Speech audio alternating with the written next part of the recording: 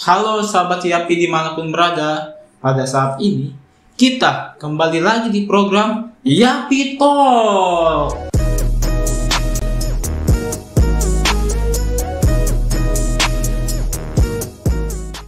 Baik, pada saat ini kita sudah kedatangan bintang tamu, Kepala Panti di SLA Purwodadi, Kepala Panti Yapi di Rumah Kasih Yapi SLA Purwodadi, yaitu Bapak Edi Trioso. Hai, salam sahabat-sahabat Yapi terkasih. Baik Pak, bagaimana kabarnya Pak pada hari ini?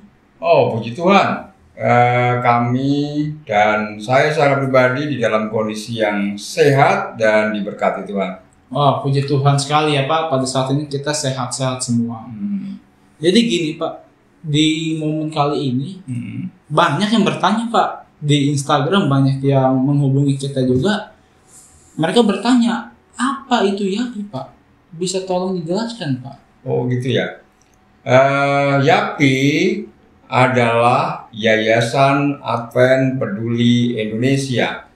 Yapi bergerak di bidang sosial untuk menolong mereka yang membutuhkan, apakah itu yatim piatu, apakah itu mereka terlantar karena perceraian orang tuanya, ditinggalkan orang tuanya, bahkan ada di antara anak-anak itu yang juga terlantar karena masalah ekonomi. Oh, jadi banyak orang-orang yang mempunyai masalah lalu ditolong Pak melalui Yapi. Iya. Begitu, baik Pak. Jadi teman-teman, jadi ketika orang-orang punya masalah, Yapi ini turun di dalam, bisa membantu anak-anak, adik-adik semua untuk bisa tinggal di Rumah Kasih Yapi ini. Lalu juga Pak, ada juga pertanyaan yang kedua nih Pak, dari seseorang. Jadi pertanyaan seperti ini, kendala apa sih Pak yang sering terjadi di Rumah Kasih Yapi? Ya, kendala yang sering terjadi sebenarnya kalau dilihat sih ada banyak. Tetapi karena kasih Tuhan saja, kendala-kendala itu bisa diatasi. Salah satu kendala yang mungkin muncul atau yang sering muncul adalah kendala latar belakang pengasuhan. Jadi banyak sekali anak-anak yang datang itu dari beragam model pengasuhan keluarganya. Ada yang diasuh dengan baik-baik, ada juga yang mungkin mereka korban kekerasan, ada juga di antara mereka itu diterlantarkan oleh orang tuanya atau oleh lingkungannya, sehingga untuk bisa mengembalikan mereka kepada kondisi di mana mereka dihargai, mereka dikasih, itu yang memerlukan waktu untuk bisa masing-masing bisa dipulihkan dari kondisi yang tidak normal menjadi kondisi yang normal sebagai sebuah keluarga. Wow, berarti masalahnya itu banyak ya, kompleks sekali. Jadi dari latar belakang berbeda, cara mendidik yang berbeda, dijadikan satu itu perlu waktu teman-teman semua. Oh gitu ya Pak ya, baik. Jadi juga ada juga Pak pertanyaan ketiga Pak. Jadi kita itu ada 5 pertanyaan Pak. Sekarang pertanyaan ketiga itu, bagaimana sih Pak caranya menyelesaikan setiap masalah yang ada tuh Pak? Seperti tadi kan masalahnya banyak. Jadi cara-caranya itu seperti apa ya Pak? Ya, karena Rumah Kasih Yapi ini adalah mendasari pergerakannya atau aktivitasnya itu di dalam kasih dan kuasa Tuhan. Kami senantiasa menyerahkan seluruh pergumulan, seluruh masalah, bahkan juga kendala-kendala yang kami hadapi itu ya ke tangan Tuhan. Karena kami percaya bahwa pekerjaan yang kita laksanakan ini adalah pekerjaan Tuhan, dan Tuhan yang akan menyelesaikan, bahkan memberikan jalan keluar bagi masalah-masalah yang ada. Jadi anak-anak yang datang dari berbagai latar belakang tadi, yang utama bagi mereka adalah mengenal siapa sih Tuhan itu, karena Tuhan itulah yang nanti akan menolong pergumulan kehidupan mereka. Oh, luar biasa sekali ya Pak. Berarti melalui Tuhan itu saja. Iya. Membantu untuk menyelesaikan setiap masalah yang ada. Baik Pak. Untuk pertanyaan yang keempat, Ini dari seseorang, kayaknya dia antusias banget nih, mau tanya-tanya lagi nih Pak. Saat ini kan Yapi sudah berjalan 11 tahun ya Pak di SLA Purwodadi ini. Dia bertanya, saat ini pencapaian apa Pak yang sudah dicapai oleh Yapi Pak selama 11 tahun ini? Ya, kalau dibilang pencapaian, tadi dari awal kita sudah menyampaikan bahwa semua karena Tuhan.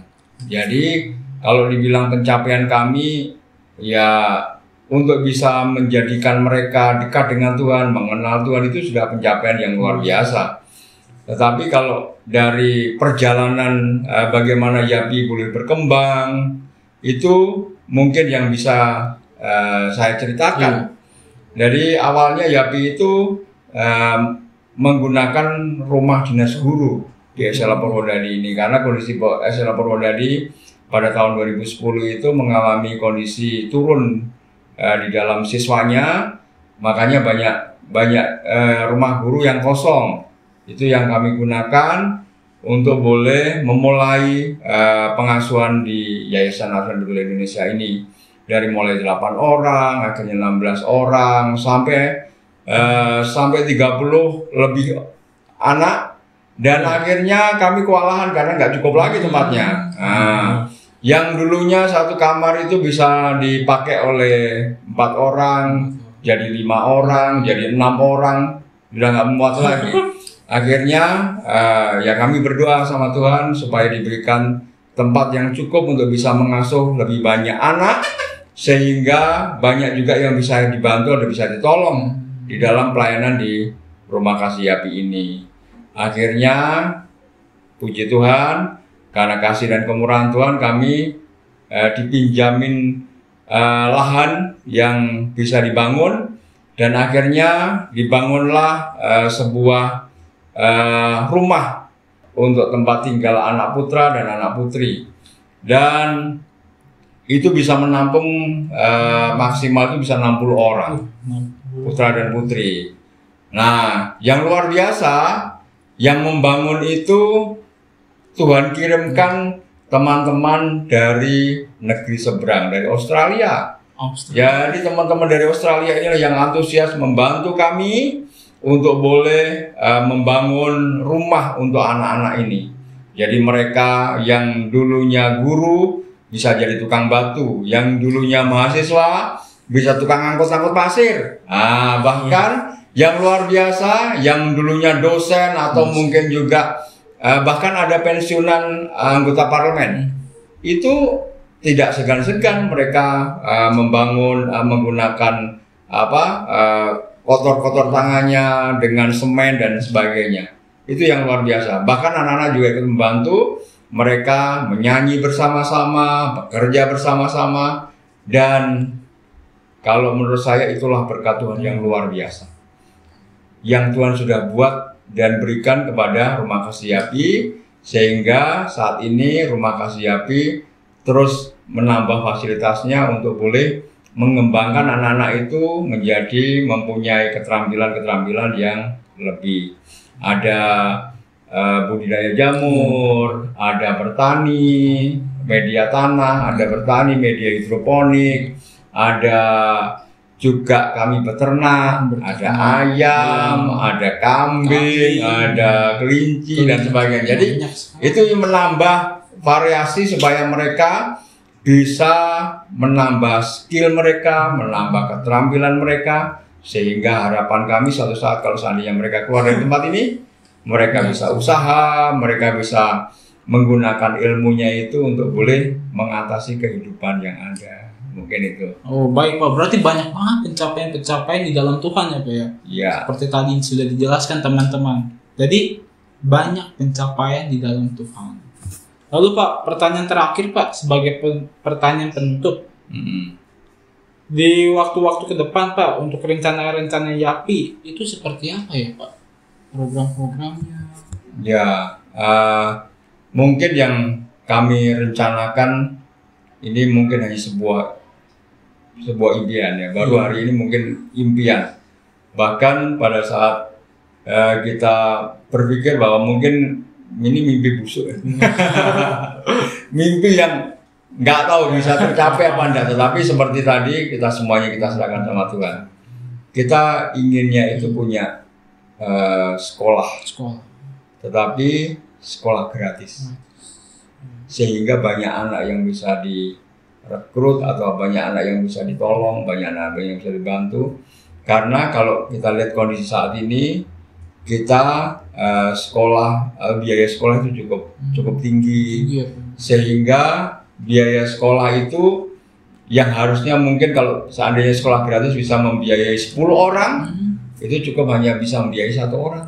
Nah, jadi kan kalau seandainya ada kondisi seperti itu, kita punya sekolah gratis, ada guru-guru yang sukarela yang mau mengajar dengan gaji yang boleh dibilang gaji pelayanan lah. Nah, saya yakin banyak sekali umat-umat Tuhan atau anak-anak yang tidak mendapatkan kesempatan untuk boleh masuk ke YAPI atau mendapat ditolong karena kondisi yang kami hadapi, mungkin akan bisa ditolong dengan cara yang seperti itu.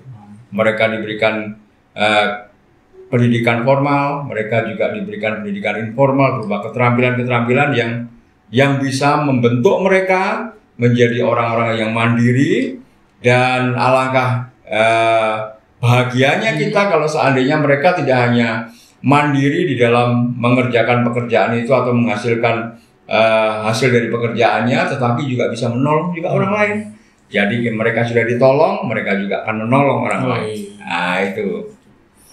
Jadi cita-cita yang sangat mulia dari Rumah Kasih YAPI ini ingin membangun sekolah gratis. Teman-teman, dari penjelasan ini semoga kita, khususnya orang-orang muda nih yang ada di YAPI Talk yang menyaksikan acara ini, semoga bisa terinspirasi dari kami di Rumah Kasih YAPI yang ada di SLA Purwodadi. Baik Pak, terima kasih untuk waktunya, untuk penjelasannya semua begitu baik. Dadah semuanya teman-teman YAPI Talk. YAPI Talk memberikan program yang sangat bermanfaat. Terima kasih, Tuhan Yesus memberkati.